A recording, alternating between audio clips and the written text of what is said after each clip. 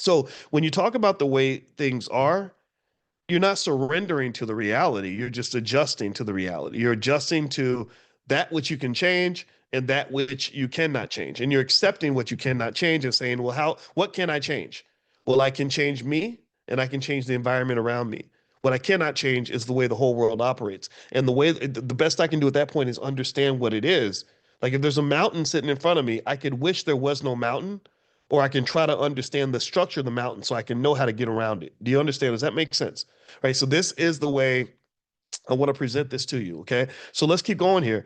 Medicaid funding is going to get cut. It's going to cut 1.2 trillion in Medicaid over the decade, potentially stripping health coverage from 20 million low-income Americans. That's terrible. I don't agree with that. SNAP reductions, budget reconciliation measures, cut 150 billion from the Supplemental Nutrition Assistance Program, SNAP.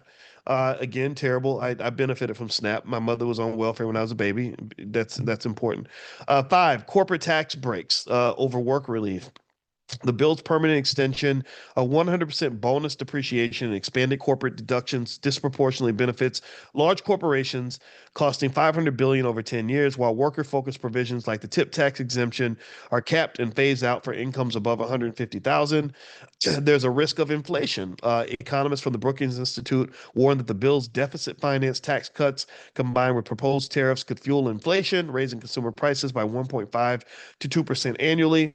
Seven, limited long-term economic growth. The CBO projects only a 0.4% GDP increase over 10 years, far below the 1.2% claimed by supporters. Yeah, politicians like to lie.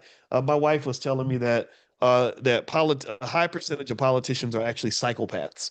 Not psychopaths like they're going to kill people. Most psychopaths don't kill anybody. They just have this weird personality type where they can just sort of do stuff and not feel bad about it. But maybe as a politician, just to be a person that can go drop bombs on people or something and not and still sleep at night. That's what I'm talking about. Like we were talking about Hiroshima, and I was like, I have no idea how somebody like I was like, why do we have to drop that bomb on a civilian population? Why couldn't we drop it on the military? If we dropped it on the military, I kind of understand it because you sign up for the military, you know what it is.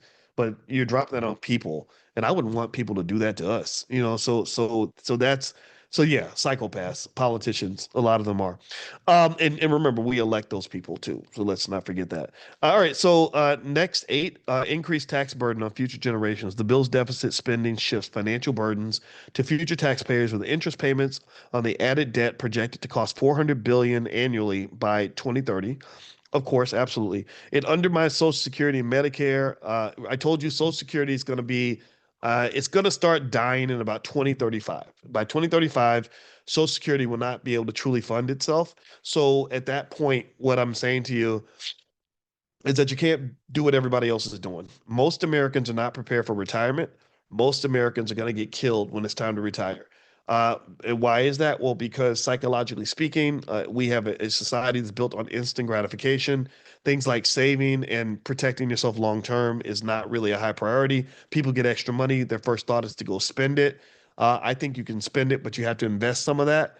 And also, I want you to think about retirement from multiple angles.